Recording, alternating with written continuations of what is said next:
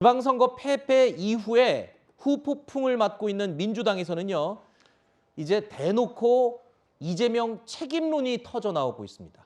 명분이 없는 출마로 인해서 본인 혼자만 당선되고 민주당 후보들은 대부분 패배를 면치 못했다라는 지적인 건데요. SNS에서는 이런 상황을 두고 패러디들이 쏟아지고 있습니다. 나 혼자 산다. 이재명 일명 구하기.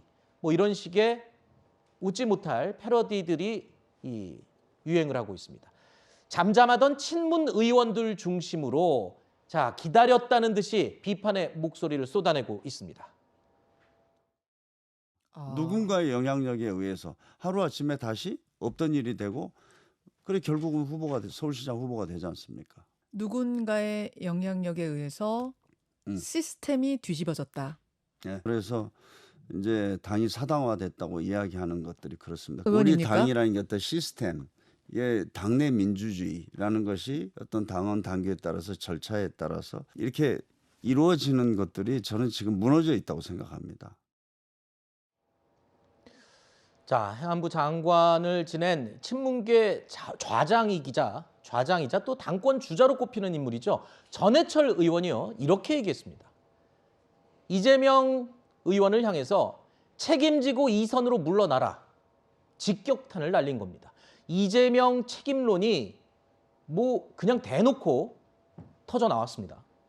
네, 저는 근데 이러한 그 인사들의 말이 오히려 이재명 의원에게는 도움이 되지 않을까라는 그래요? 생각이 듭니다. 저는 이게 4년 전쯤에 국민의힘 상황하고 되게 비슷해 보이는데, 그때 이제 당 대표가 홍준표 이제 대구시장이 되시는 홍준표 당시 대표였는데, 홍 대표에 대해서 막 당내에서 불만을 제기를 하는데 친박계에서 불만을 제기를 하면은 그럼 사람들이 보고 있자면 그럼 친박계는 뭘 잘했다고 저러는가 이런 얘기가 나오지 않겠어요? 지금도 마찬가지입니다. 사실 뭐 이재명 의원에 대해서 비판을 하는 사람들이 신진 세력이라거나 네. 이렇다면은 좀 납득을 할 수 있는데 네네. 예전에 친문계에서 이재명 대표를 비판을 하니까 이재명 의원을 비판을 하니까 그러면 그쪽은 뭘 그렇게 잘하셨습니까? 네. 그러니까 이제 야구 경기가 끝나고 나서 마무리 투수가 잘못했어요. 근데 질타를 받을 수 있습니다, 팬들한테. 네. 근데 앞에서 선발 처리를 잘못한 투수가 다시 나와가지고 너 때문에 졌다라고 마무리 투수를 탓하는 듯한 형국이 된 거거든요. 네. 예, 그래서 이것은 이제 사실은 이분들이 이재명 의원을 비판하기 위해서는 본인에 대한 반성이라든지 이런 것들이 먼저가 아닌가 이렇게 좀 생각이 됩니다. 그러니까 지금 평론가님 말 들어보면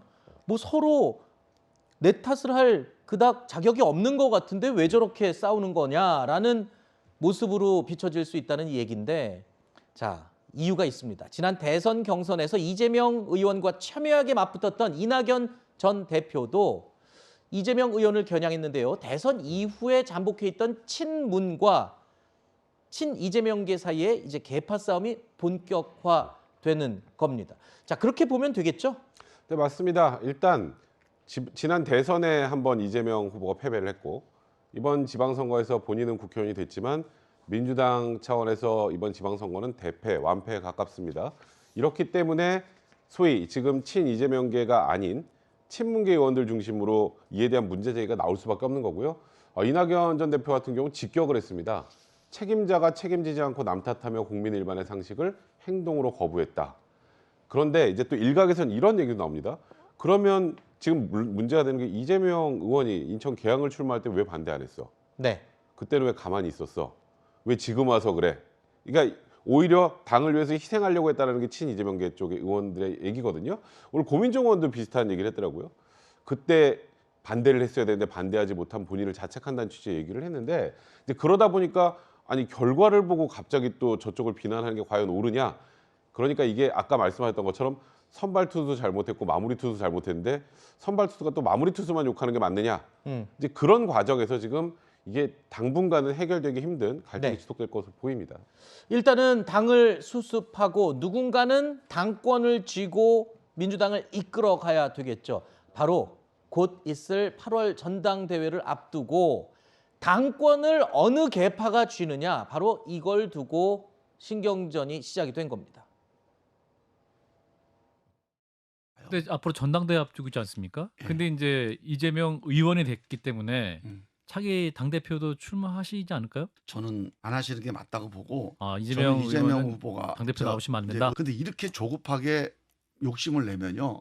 저는 오히려 더 어려워진다고 봅니다. 당대표 욕심 지금 이 정도 국민들이 심판을 했으면 이건 아니구나 아하. 하고 돌이키는 게 좀 맞다고 보고 어. 여기에 또 고집스럽게 뭐라 하잖아요. 그러면 저는 개인적으로도 큰 그거는 재앙이 될 거다. 그러니까 이재명 의원을 향해서 이겁니다. 대선도 졌고 또 지방선거도 총괄선대위원장으로 이끌었지만 또 졌고 그랬으면 이제 물러나야지 무슨 당권을 잡고 또 가겠다는 거냐. 심지어는 이런 얘기까지 했어요. 이재명 의원의 당권 도전은 재앙이 될 것이다 라는 정도까지 이야기를 하고 있습니다. 이제는 친문계에서 다시 당권을 잡고 뭔가 새로 하겠다. 뭐 지금 이런 주장인 거잖아요. 네. 근데 저는 친문계라고 한다고 할지라도 친문계 하면 이제 민주당의 주류겠거니라고 생각들을 많이 하시잖아요. 근데 친문계가 다 한 덩어리가 아닙니다. 아기돼지 삼형제도 다 독립해서 따로 살지 않았습니까? 친문계도 세 네. 부류가 있어요. 친문 직계 그리고 이낙연계가 있고 친문이면서 친 이재명이 쪽이 또 있습니다. 이 세 번째 부류가 대단히 중요한데 네. 이쪽이 오히려 당의 신주류라고 봐야 될 거고 이쪽이 이재명 의원을 밀면 사실은 그 사람을 뺀 나머지 친문은 소수파에 해당하는 거거든요. 그렇기 때문에 이 싸움은 결코 뭐 친문이라고 한들 쉽지 않을 것이다라고 보여지는 것이고 네. 그리고 이제 고민정 의원이 이번 그 지선 패배에 대해서 이재명 의원이 좀 섣불리 출마했다는 취지의 글을 남기긴 했는데 근데 그 글의 내용을 잘 보시면 그 더 큰 데 쓸 수 있는 칼을 작은 데 썼다는 표현을 해요. 네. 그렇다면 이재명 의원은 더 큰 데 쓸 수 있는 칼이다라는 뜻이거든요. 그렇다면 이재명 의원에 대한 지지라든가 이런 것 자체를 버린 건 아니란 얘기입니다. 네. 친문 직계인 고민정 의원도 그렇다면 저는 결국에 이 대결은 이낙연계 대 이재명계 정도의 대결이 될 거다. 네. 그런 의미에서 저는 이재명계가 오히려 더 유리한 싸움이 되지 않을까 이렇게 네. 전망을 해봅니다. 그 예측대로인 것 같습니다. 바로 어제 이낙연 전 대표와 그 측근 의원들이 만찬 회동을 열었습니다. 이낙연 전 대표 출국에 앞서서 환송 목적의 모임이었다라고 겉으로는 말을 하고 있습니다. 하지만 시기가 시기인 만큼 선거 패배와 수습 방안에 대한 논의가 분명히 저 자리에서는 논의가 됐을 것이다라고 짐작을 하고 있는 건데 자 그러면 지금까지는 조용했던 네. 친 이낙연계 지금 평론가께서는 친문과 이재명계가 아니라 이제는 이낙연계와 이재명계가 아마 부딪힐 것이다 이렇게 얘기를 했는데 백성훈 변호사는 어떻게 보세요? 일단은 어제 이낙연 전 대표가 출국하기 전에 남긴 SNS 내용이 굉장히 의미심장하죠. 책임질 사람이 책임지지 않는 것에 관련된 비판을 했다라는 거. 뭐 그에 따라서 조금 전에 말씀하셨던 것처럼 이제 내부는 뭐 격화될 수밖에 없는 분위기인 것 같고요. 지금 벌써 이제 선제적으로 여러 의원들이 지금 이재명 의원을 비판하고 나선 상황인데 말씀하셨던 것처럼 비판은 하지만 그러면 어떤 대안을 제시할 수 있는가에 대해서는 아직까지는 명확하게 보이질 않고요. 예를 들어서 이재명 의원이 8월에 전당대회에 나온다고 하면 대항마라고 해서 이재명 의원과 대항할 만한 카드가 과연 있는가에 대한 그런 문제들도 있고 일단은 당분간은 이번 지선 패배의 책임에서 이재명 의원 자유로울 수 없다는 부분으로 비판을 좀 지속해 나갈 것 같고요. 그래서 일단 전체적인 여론몰이를 좀 할 개연성이 좀 있는 것 같고 그에 따라서 이재명 의원이 스스로 8월 전당대회를 나오지 않게 하는 방안 쪽으로 갈 것 같은데 제 개인적인 생각으로 이재명 의원 지금 당장은 다소 좀 일단 조용히 있는 모양새지만 네. 결국은 8월에 나올 가능성이 많기 때문에 네. 이 갈등은 지속이 될 수밖에 없다 이렇게 봐야 될 것 같습니다. 네. 자 이재명 의원이 전당대회에 나온다.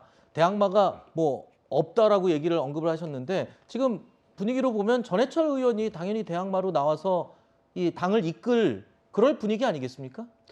네, 근데 저희가 이제 사실 컨설팅 같은 거는 좀 대가가 있어야 되는데 제가 이낙연계나 이쪽에 좀 이재명 비토 세력의 컨설팅을 하자면 네. 이재명과 붙으려면 그러니까 이재명하고 붙어서 이길 수 있을까 일단 의문이에요. 저는 이재명 의원이 본인이 하고자 하면 민주당 대표는 쉽게 될 거다. 아 그래요? 예, 그렇게 보는데 그렇다면은 이제 내보냈을 때 이길 수 있는 카드를 내보내든지 아니면은 안 되면 젖잘싸이고 또 앞으로의 의미가 있는 카드를 내보내야 됩니다. 그렇다면 제가 이재명 의원을 비토하는 뭐 이낙연계 쪽이라든지 이쪽이라면은 뭐 전해철 의원이라든지 이런 후보를 내보내는 게 아니라 네. 앞으로 당의 새로운 얼굴이 될 수 있는 신진 아하. 인사를 발굴해서 우리도 기득권을 내려놓을 겸 해서 당신을 밀어주겠다 해서 그렇게 해서 석패를 하는 것이 가장 좋은 시나리오예요. 네. 근데 그게 아니라 전해철 의원이 나온다면 오히려 뭐 이재명 솔직히 이제 이번에 그 민주당 비대위에서 나름대로 유의미한 얘기를 했던 인사들 뭐 박지원 위원장이라든지 또 이런 인사들을 좀 포함해서 보면 오히려 이낙연계보다는 이재명계 쪽에 더 가깝습니다.